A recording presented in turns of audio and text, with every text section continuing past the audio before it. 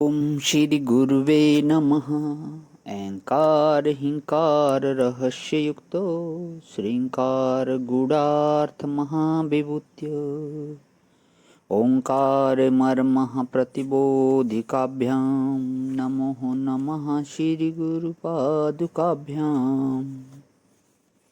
ओम शांति शांति शांति। प्रणाम भगवान। मांडुक्य कारिका प्रवचन व्यातथ्य प्रकरण से हमारा अध्याय चल रहा भगवान आंतरवादियों का मत, और पेज नंबर 262 से आगे करते हुए कि एक दृष्टांत सुना रहे हैं स्वामी जी। एक हमारे मित्र हैं, उनकी ओर एक अगर कोई प्रेम की आंख से देख ले तो शौच जाना बंद कर देते हैं और हाथ में लोटा लिए लिए देखने वाले के पीछे बड़ी दूर तक चले जाते हैं। उनको यह ख्याल होता है कि यह आदमी हमसे बहुत प्रेम करता है, तो यह घूम घूम कर हमको देखेगा, इसलिए चलो थोड़ा इसके पीछे पीछे चलेंगे तो इसको आनंद मिलेगा। अब बुद्धि तो उनकी रागाक्रांत है और वह कल्पना करते हैं दूसरे के आनंद की। तो संस्कार शून्य बुद्धि का होना बड़ा मुश्किल है। अच्छे नहीं तो कम से कम बुरे संस्कार तो मिटाओ। लेकिन प्रश्न यह है कि अगर बुद्धि परमार्थ होती तो यह झूठ न बताती। कभी कभी ऐसा गलत पक्ष लेती है। बुद्धि में भी ममता होती है। अरे यह तो हमारा आदमी है, इसका तो पक्ष लेना ही पड़ेगा। यह हमारा आदमी क्या होता है जी? यह सत्य में हमारा तुम्हारा क्या होता है? सत्य में हिंदू मुसलमान क्या होता है? सत्य में हिंदुस्तान पाकिस्तान क्या होता है? सत्य में गुजरात महाराष्ट्र क्या होता है? सत्य में शैव वैष्णव क्या होता है? बोले कि यह हमारी पार्टी है। यह दलबंदी का दलदल कहाँ से निकला? यह बुद्धि में से निकला। जानबूझकर लोग दल बनाते हैं। इसी से भगवान ने कहा है कि गीता का एक मंत्र दिया हुआ भगवान 2/52 दूसरे अध्याय का 52वां मंत्र, यदा ते मोह कलिलम बुद्धि व्यतितरिष्यति तदाह गन्तांसि निर्वेद्यम श्रोतव्यस्य श्रुतस्य च। मोह के दलदल से या बुद्धि ऊपर उठे तो सुनते सुनते पढ़ते पढ़ते संस्कार पड़ गए हैं, उन्हें हटाना पड़ेगा। हमने 20-25 वर्ष पहले देखा कि एक संस्था बच्चों का क्लास लगाती थी।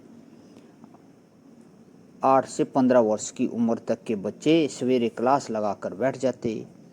उसमें सब बहुत सी बात तो सिखाते ही एक बौद्धिक क्लास भी उनका लगता। ऐसी बात उन बच्चों के मन में बैठा देते थे कि अगर वे हमारे संपर्क में आवें और हम उनको समझाते कि तुम्हारे अध्यापक ने तुमको गलत शिक्षा दी है, यह तो राग द्वेष की शिक्षा है, यह तो ठीक नहीं है, तो बच्चे हमारी नहीं मानते। अब देखो, हम लोग बच्चे थे तो गांधी जी के प्रति सनातन धर्मियों ने क्या क्या भर दी थी। बोले कि वे धर्म को क्या जाने। फिर नेहरू जी का समय आया, तब भी कहें कि वे धर्म को क्या जाने। तो यह बात बच्चे की समझ में कैसे आती है? हम कहते हैं कि कुछ भी हो, उस समय जो 15-16 वर्ष का बच्चा सोचने विचारने वाला था, गांधी जी की बुद्धि को उनसे बहुत बड़ी थी। नेहरू जी की बुद्धि भी बहुत बड़ी थी, बैरिस्टर थे, उन्होंने विदेशों में जाकर बहुत अनुभव किया था, बहुत शिक्षा पाई थी। लेकिन हमारा एक सनातन धर्मी, एक हिंदुत्व भावाक्रांत, एक 16 वर्ष का बालक कहता कि वे मूर्ख हैं, वे धर्म के बारे में कुछ नहीं जानते। बात सच्ची आपको सुना रहा हूँ। आप भी ऐसा, आज भी ऐसा होता है भला। इसका कारण क्या है? यह बुद्धि जो है, इसको जैसा सिखाया जाए, जैसी बार बार सुनाई जाए, उसका संस्कार पड़ता है। तो यह बुद्धि संस्कार शून्य होकर परमार्थ वस्तु को ग्रहण करे तो वह भी हमेशा के लिए संस्कार शून्य न होकर संसार के संस्कार का अपवाद कर दे और तत्त्वमसि आदि महावाक्य जन्य वृत्ति के द्वारा परमार्थ का साक्षात्कार करे। वह बात तो दूसरी है, लेकिन बाबा जैसे अपनी बुद्धि कभी गलत करती है वैसे दूसरे की बुद्धि भी कभी गलत करती है। यह बात मत भूलना। हमारी बुद्धि खुदा है ऐसा नहीं मान लेना। हमारी बुद्धि भी गलत करती है, इसलिए उसके बारे में भी सोचना चाहिए। और जब सदगुरु जी की कृपा से, शास्त्र के अर्थ की निर्मलता से, ईश्वर की कृपा से यदि ऐसा मालूम पड़े कि हमारी बुद्धि गलत समझती है तो उसको छोड़ना चाहिए। यह बुद्धि बुद्धि करके बुद्धिवाद की स्थापना नहीं करनी चाहिए। प्रणाम भगवान। आज यहीं विराम। ओम शांति शांति शांति।